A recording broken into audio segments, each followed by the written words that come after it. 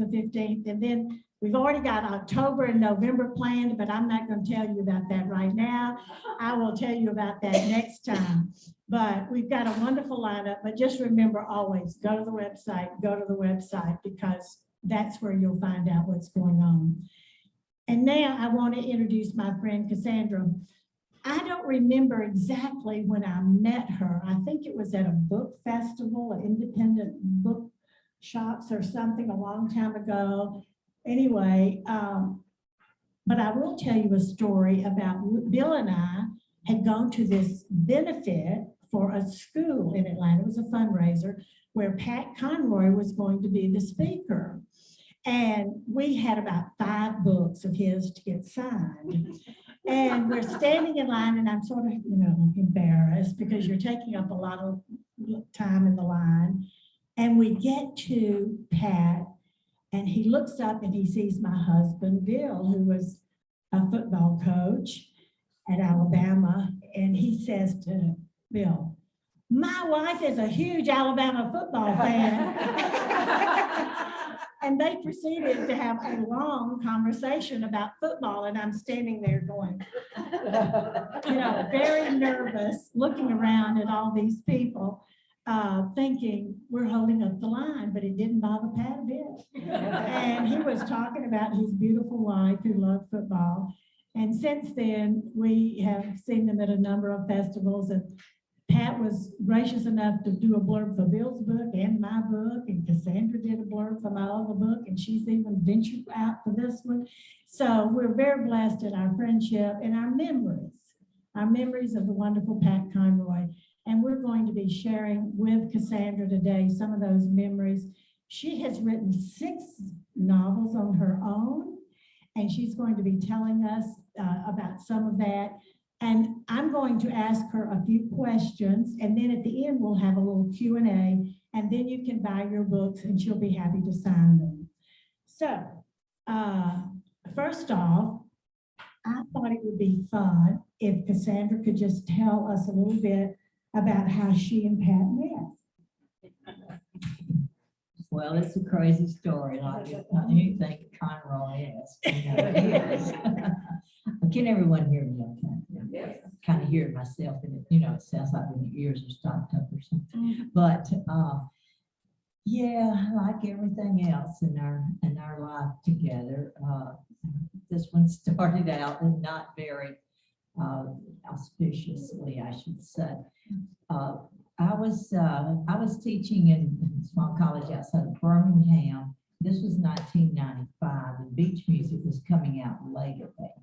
Pat was still in New York working on edits of beach music. Tell you how close they cut it with that book. It was crazy because this was right at the 1st of February, and I had my first book was to be released, and I was speaking at a writers conference in Birmingham called Southern Voices, and presenting my first novel for the first time. And the recipient, they gave an award every year, and Coach Kerr, I have to tell you that Gene Stallings got that award one year, and Pat said that made his stock go way down. he got like the 2nd award or something, that they gave. But he was always joking around about something. But so he was coming to receive the award, and I had long, as so many of you have already indicated to me that you have been a fan of his works. I never thought about meeting him or anything, but I was delighted that I was going to be at the same conference with him. Well, just a couple of weeks before the conference, my publisher let me know, this small press, and when these things happen, my book was not ready. I wasn't going to, I could go ahead and present, but I wasn't going to have them to sign or anything. So the person in charge knew how disappointed I must be, and just said, "Why don't you just come on to the party and meet everybody and all, and I'll put you on the program for next year."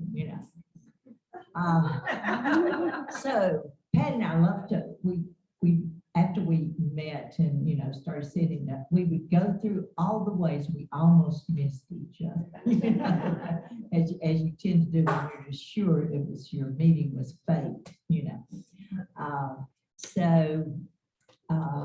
On the evening of that party, I had to go to another party first. A friend of mine was being made a law partner.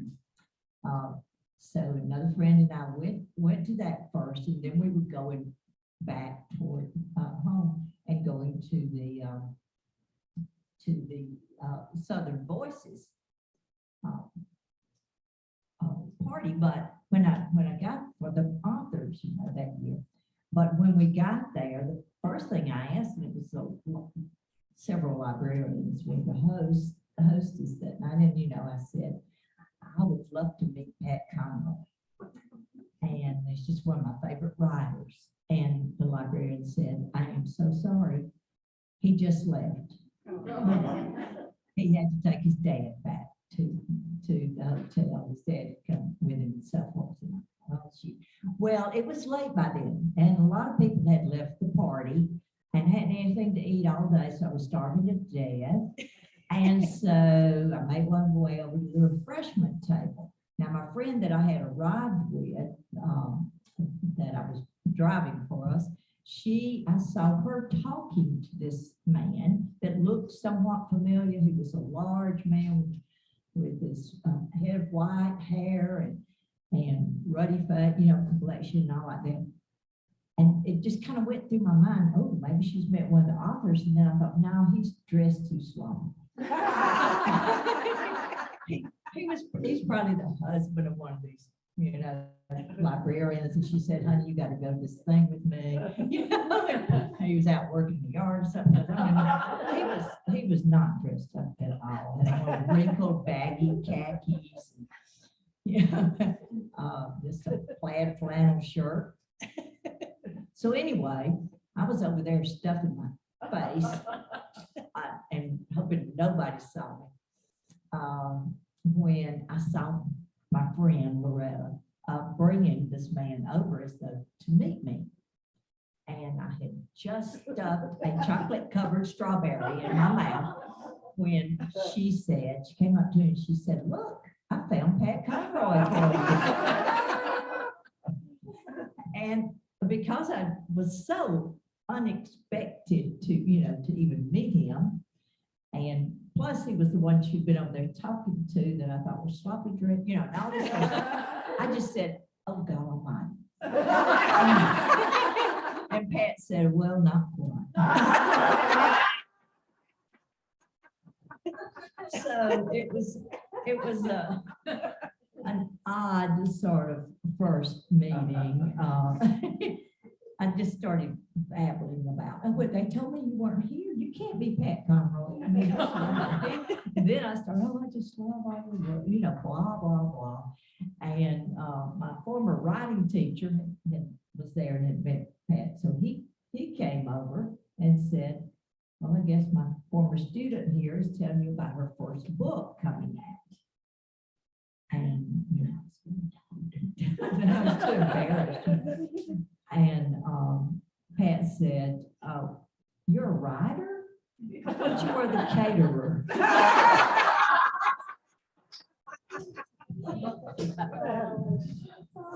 That sounds like something that would happen. You all would have to meet over food.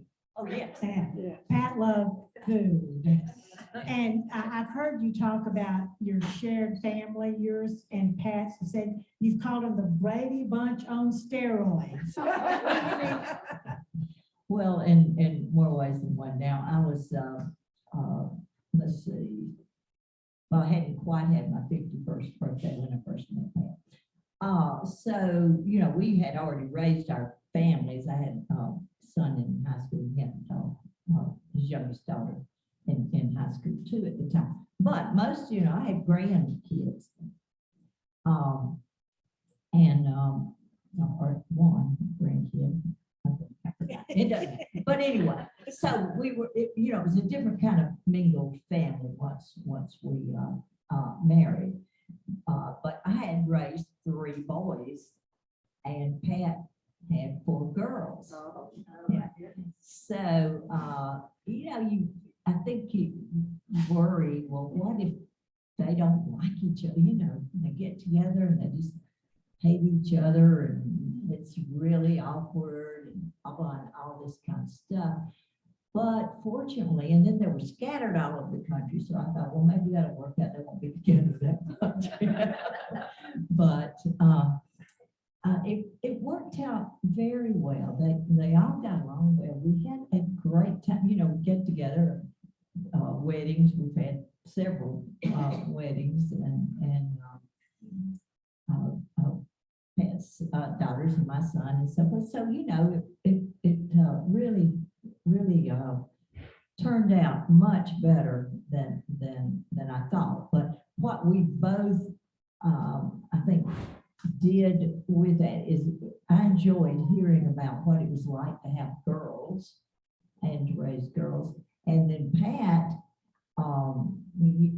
didn't know him. He had brothers and so forth. Of course, he was raised with several brothers, but he wanted to hear about my boys. Then he really, since he was such a big cut up and tease anyway, he had so much fun teasing my boys. And I always called them his sorry stepsons. So, what are my sorry stepsons up to these days? And if they came around with a girlfriend, the first thing he would always say to them is, "You have the worst taste." She's gonna dump this time. So they had such a good time together. Stories. Now, if you were writing your first novel and then you are suddenly developing this real strong friendship that ends up in marriage, and you're married to this man who is such a prolific writer and had been so successful, did he coach you or did you learn some things from him? I certainly did. I was very careful, certainly at the beginning, of our marriage. So I got slacked off, as time went on, got where I didn't care. But I was so afraid that it would look like I was, I wouldn't use Pat's name, things like that. I just felt like, okay, I cannot, I had one book out and I'm working on another one that's going to come out after Pat and I marry. And I don't want to draw attention to I'm married to, this famous writer in any way. And so I kind of struggled with that for a while. And I would be very hesitant about asking Pat to read. I didn't ask him to read anything. Now he would ask. And then he felt like when he married me, we used to joke, about the reasons we married each other. And he said he had an in-house editor because I had taught English and spent so much time correcting, freshman and sophomore papers. And so I would, and also his handwriting by then had gotten really hard to read. And he wrote everything by me. I've told people and given talks before, and I just found out I was wrong, that Beach Music is 1,200 handwritten pages in manuscript. And we got the original, it had been misplaced. We weren't sure where it was. And so the agent and I found it recently. It's 1,800. Yeah. It should have to be, wouldn't it? Published it was like 900. So he wrote everything by hand, and I would go over, his work. So he would say, well, let me see what you're doing. And then he would love telling people, because I've been asked about this a lot in the interviews with us, the two of us. He would talk about how much I enjoyed writing and how much misery and pain it caused him. Because it's kind of the Hemingway thing, is every time he sat down to write, it was like, slitting his wrist or something, because he wrote about such painful, personal things and so forth. And he would say that he could hear me in my writing room, writing my little books and just laughing, having fun and enjoying writing. But I did have one lesson early on when I wrote The Sunday Wife. It was my second book, and it came out a couple years after Pat and I were married, a few years after we were married. And he had wanted to read some, as I was working on it. Well, he started reading and he said, women's fiction, you need some action in you. You gotta, you have just all this romance and stuff, you gotta have some action. And so I put a shooting in it.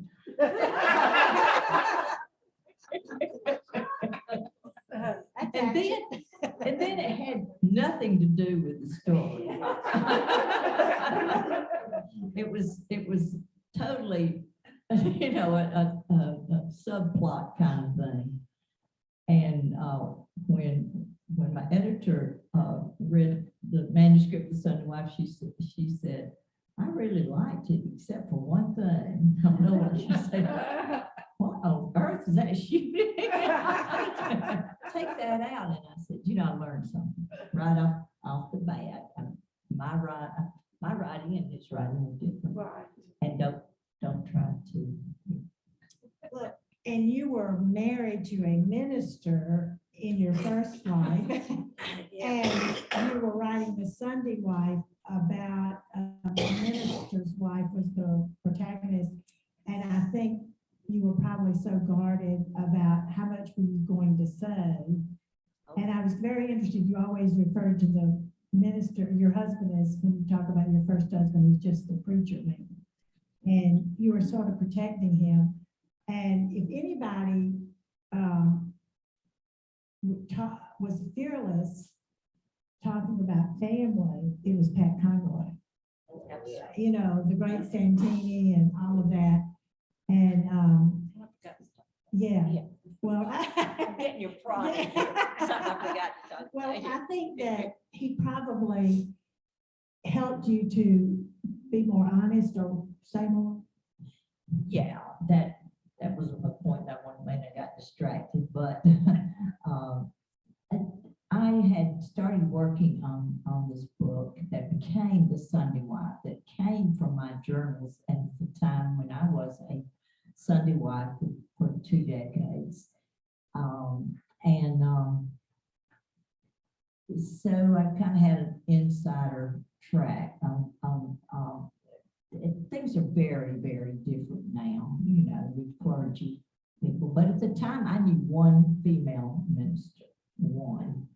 And so, the preacher's wife lived in a goldfish bowl. I mean, everything was commented on, in small towns especially, and so forth. So that's what I wanted to write about. But I didn't want to write about the way my marriage failed and some of this sort of stuff. So I decided I wasn't going to do that book. And I was working on another book. And so Pat, after we married, asked me what I was working on. And I told him about this female rodeo rider, because that's what I always wanted to be. And he said, I didn't know you were a rodeo rider. And I'm surprised you haven't written about your former life and some of the stories that you've told me about, trying to find your own identity as a minister's wife. And I said, yeah, but I'm not going to do that, Pat. I'm afraid to, I don't want people thinking I'm a terrible person and all that kind of stuff. And I left the preacher man, caused a scandal in my family, blah, blah, and all this stuff. And Pat said, well, you'll never be a writer if you're afraid to tell the stories. And I knew that was true. So that he definitely inspired me to. Well, in the book that I'm writing, I'm telling a lot of stories of things that happened. As Cassandra does, but I keep saying to people, this is fiction, this is fiction. These are fictitious characters. But you do write about your life experience with fictitious characters, and you make it fiction, but you build on what you have experienced. So I'm really glad you told that. And I say to myself, I've told this to Bill several times, I wish Pat Conroy were right now, alive now, because he would love me talking about football. I have the inside story. And when Cassandra autographed my Sunday Wife book, she doesn't remember this, I'm sure, but she said something about, you're sort of a Sunday wife, a coach's wife. I identified with, you live in a fishbowl if you're a preacher's wife, a coach's wife, a politician's wife. So I identified with that, and it was very interesting. But I was interested also in how you talked about two writers living in the same house and how you manage that. Because I know for me, I have to have a lot of quiet and be able to, if I don't have 2 or 3 hours where I can break away, I can't get anything done. And how did you break away? Yeah, one thing, Pat, I wrote about in memoir, because it was very important to me, is that he wanted me to have a writing room of my own. And I had never had that before. I had never thought that I should have. I had an office that I would go to, but I didn't get that much done because we had to keep our office doors open so students could,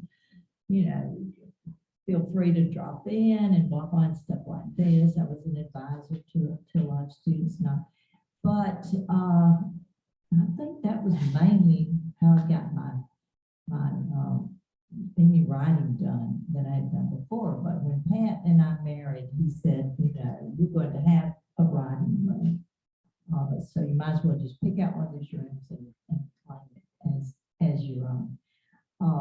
And he had, made that a priority, and that really helped me. And then we lived on Fripp Island when we first married. We lived there most of the time. And then we moved into town, and Pat had lived, it would have been 4 years that we lived there. And in both places, our writing rooms were totally opposite, from each other. So we wouldn't even see each other. I mean, it would be like leaving the house. So that really helped give us both space that's absolutely necessary that a writer has. I think has to have, and a lot of like young mothers and so forth that are writing, I totally sympathize, because sometimes you have to lock yourself in the bathroom to get away from the kid.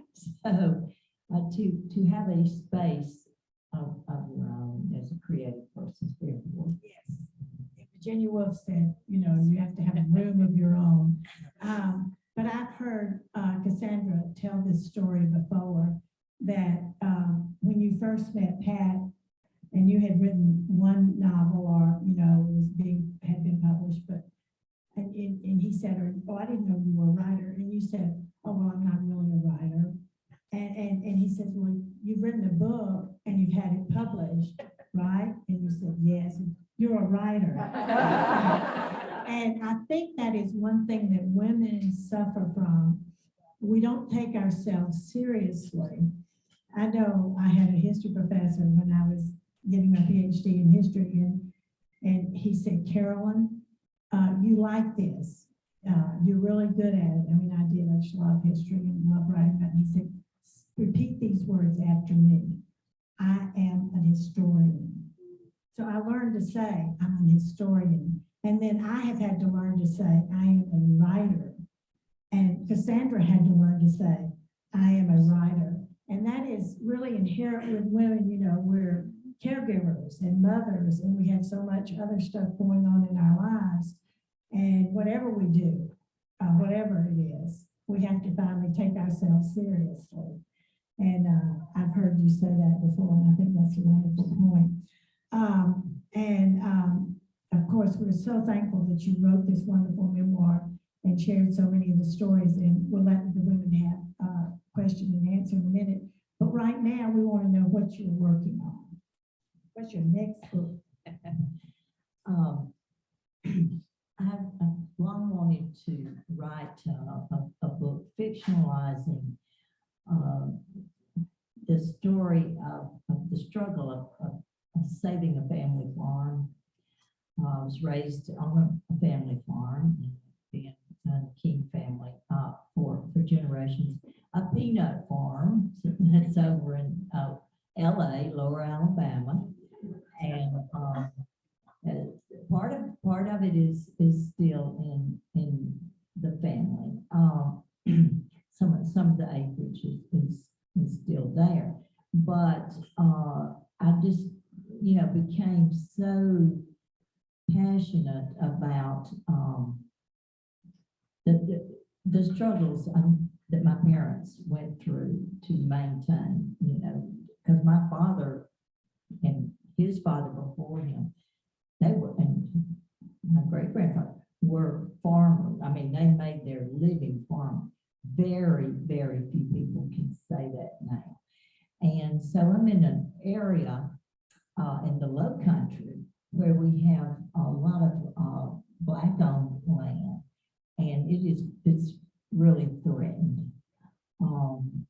And so I'm not really going to try to tell that story. That's not my story to tell so much as but I am writing and imagining or fictionalizing a young woman who is trying to save her family farm, and that's been my passion for a while. Having said that, it's coming along pretty slowly. Some of my other writer friends tell me that I couldn't focus during the pandemic. My first thought was, well, this has its, curses and blessings like everything else. And I'm going to consider it a blessing that I'm going to have to be isolated and get this book finished. Well, that was a while back, and I still haven't finished it. One of these days, right now I'm calling it Farm Girls. I'm not sure if I'll stick with that. But that's what I'm working on. Sounds interesting. And you're a good writer, and you're a serious writer. And I think I have seen your development in your books, and I think it's wonderful. But I just want to say this, if the ones of you that have already read the memoir, Cassandra took really good care of Pat. And I remember when I first met you, we were riding somewhere in a little bus. They moved us from one place to another. And you were saying, I'm trying to get Pat to eat better and take better care of himself. Pat loved food and drink and, and loved stories. Tell me a story. And such a jovial, wonderful personality. And Cassandra was concerned about his health early on. And I love the story.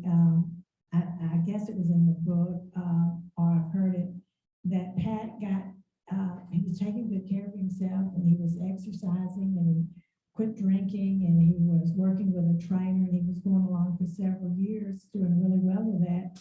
And then he found out he had pancreatic cancer.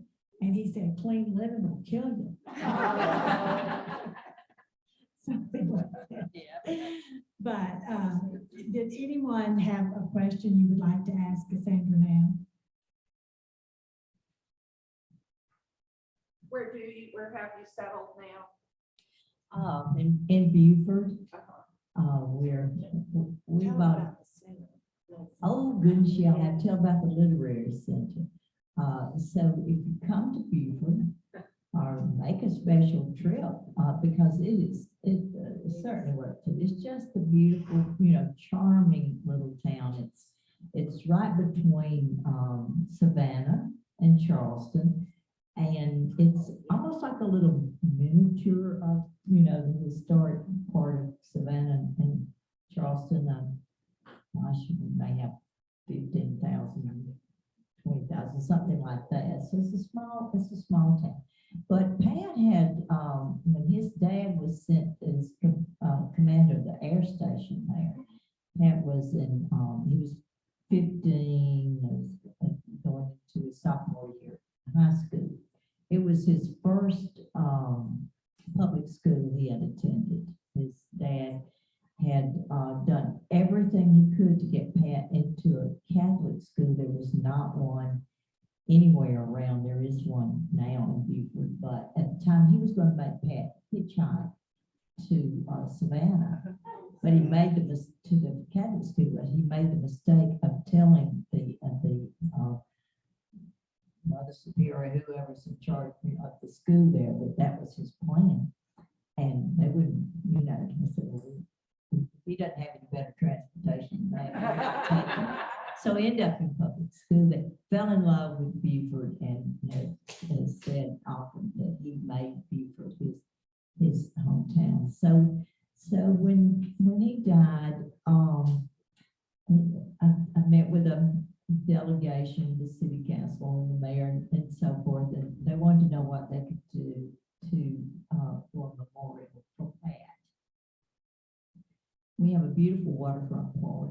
Something was mentioned about putting a statue of him in the waterfront park. And I said, oh, no, not that. And I didn't tell him why, because one time Pat and I were traveling up in New England somewhere. Now, I don't remember the author. I won't say it's Nathaniel Hawthorne or somebody, but it wasn't. It was something. But we were in town that had a statue in their town square of their local writer. And Pat said, don't ever let them do that for me, because it would just give the pigeons a chance to do what the pigeons. So of course, that was the first thing I thought of, and him always cutting up like that. So some of us had the idea of a living legacy for Pat, and we started a literary center.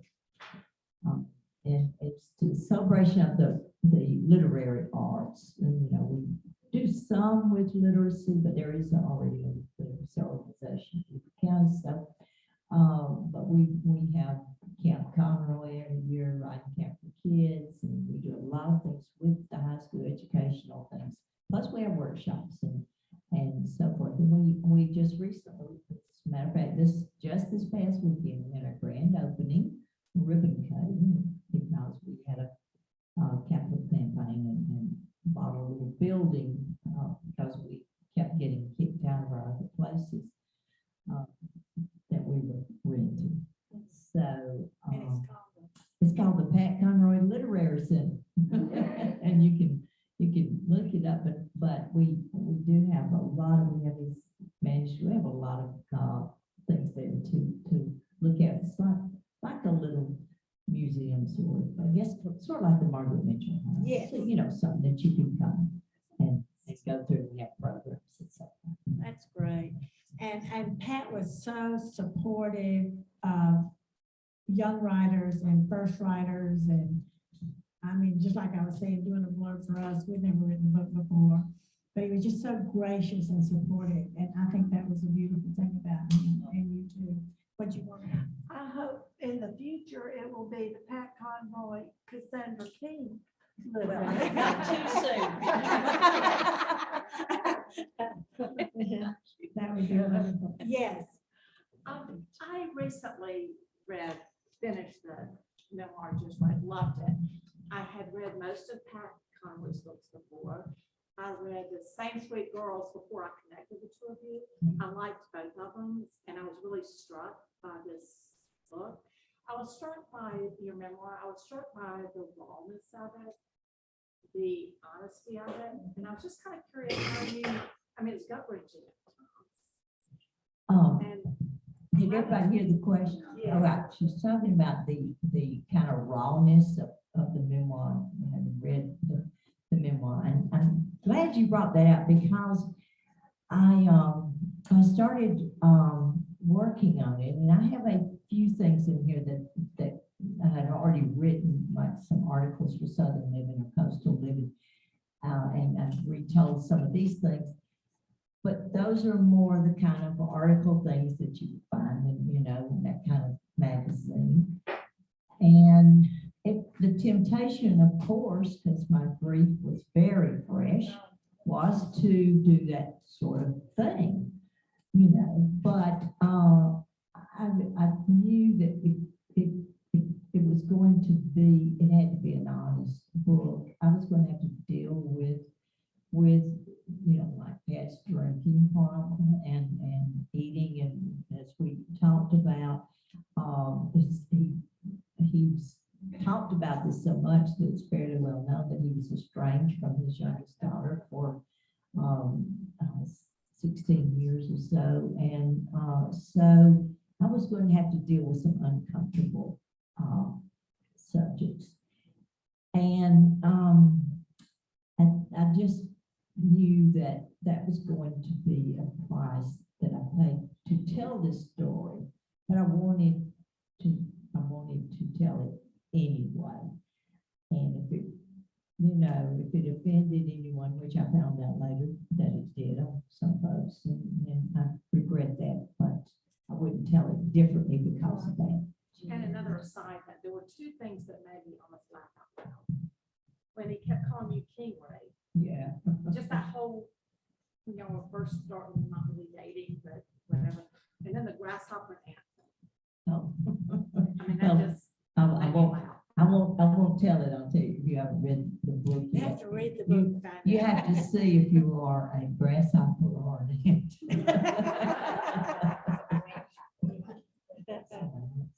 Yes, Lucy. Yes, I'm a South Carolina native and have a lifelong friend who married a guy from Beaufort, so I've been there several times. If y'all ever have a chance to go to Beaufort, it is one of the most beautiful little towns. The live oaks, all that. But one time when we were down there, it was after Pat's death, and we went out to see where he was interred. Can you talk about that a little bit? Yeah, that was very interesting to me as well. I had no idea what until Pat got sick. We just hadn't talked about, you know, that much. I mean, he died at age 70, and that is young to me now. You know? Definitely young. Yeah. Way past 70 myself, and so I mean, we weren't young, but we felt like we were maybe. You know, we didn't really make any plans. But when he was sick, he told me what he wanted exactly. He did plan how he wanted his services, and that was a surprise too, a full Catholic mass, because he had been as he said, a recovering Catholic for years. But he wanted to sort of make a statement, and so he's buried in near Penn Center in a black cemetery. He's the only, you know, white person there, and the only non-Baptist. This is a Baptist. So a black man who's a friend of his had to get special permission for him to be. White cat. Yeah, white Catholic to be buried there. I got really nervous because when you go there and you see his great people pouring all this stuff, it's very, very touching. And oh, great people. We had to, as a matter of fact, we had to keep cleaning it off to stay and go to the church, you know, cemetery community.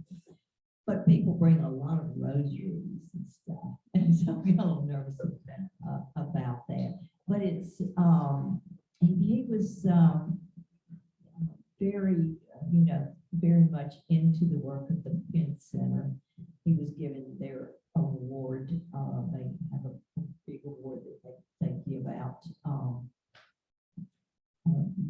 once a year, and had gotten that. So it was important to him to sort of make a statement so that people had to go past the Penn Center and know something of it to know why he's buried where he is. Okay, Laura. I love my friend's suggestion that it needs to be renamed. The time is right. So kind of been along that line.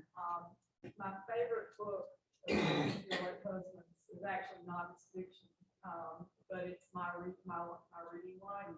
Oh, yeah. And I love when he talks about his teacher and his publisher and all those things. So can you share a teacher or an author or somebody like that has shaped you other than him? Yeah, I was a little country girl, very much so. Told you I was raised on a farm. You know where Dothan, Alabama is? It's 10 miles outside of Dothan, in a little town called Pinkard. I went to Pinkard Elementary School. Now, I was related to everyone in the town. My grandmother's folks were Gissendaners, who come from Switzerland, who actually made a trip there one time to find their old home place.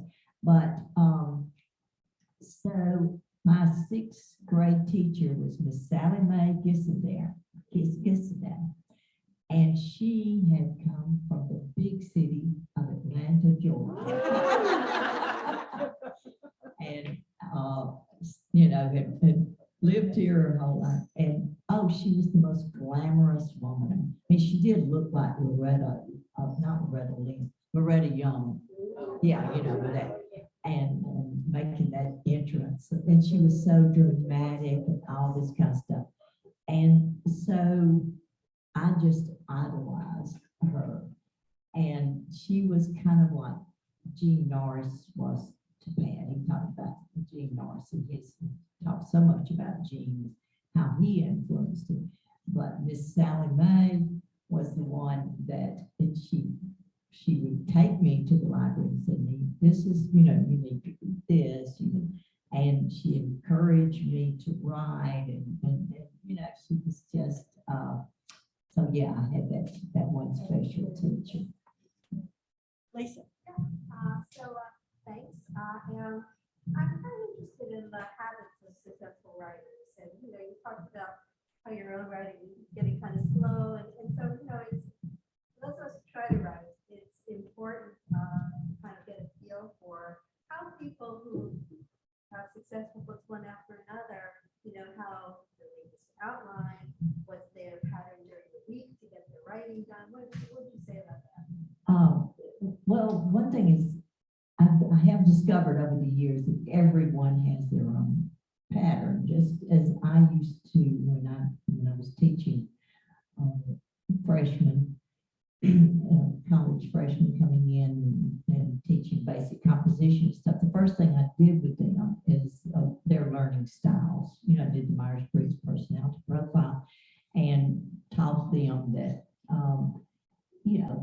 the way that you learn has a lot to do with your personality makeup and certainly the way that you write. And I see that more and more in writers that I know. I have a group of friends, and some of y'all are going to know Mary Kay Andrews and Mary Alice and Patty Callahan.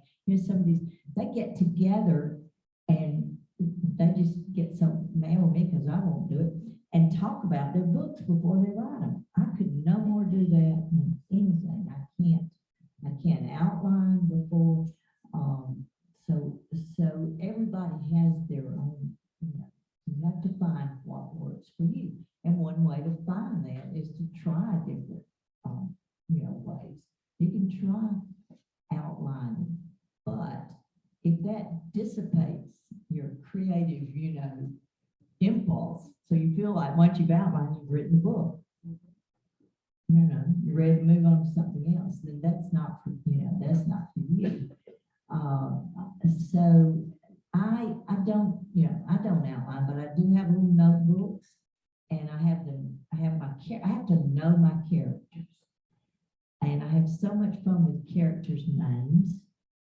Because a lot of times I'll hear a name that's unusual. I say, well, I can use that for a character, in the book. But once, it almost makes you feel like you're playing God or something in the Garden of Eden, because, once I name these characters, then I sort of know them. And I do take notes on that. So if you don't, the other thing is you'll forget what you said about the, brunette in one chapter and the blonde. in the next. You gotta be careful and have to figure out their ages and, what they were doing at certain times and all this sort of stuff. So I think it's just, finding out what works better for you. Some people have very strict hours. Pat did. He didn't work in the morning at all. He would go, right after lunch, or sometimes he'd go before lunch. But he would, and when he had written 5 pages, he'd quit. That's why it took him 14 years. To write. So I think that's the main thing. Is just find your own what works for you. That's great. That's great. Well, I want to leave enough time for you to purchase a book and let Cassandra sign some. So if there is another pressing question, we will thank Cassandra. And we have refreshments. I want to thank 5 people: Gloria Payne, Terry Rowland, Lucy Molinaro, Maureen Dingus, and who else? Janet Browning. Those 5 women have done wonderful refreshments. Get yourself something to drink and visit with Cassandra and each other. And thank you so much.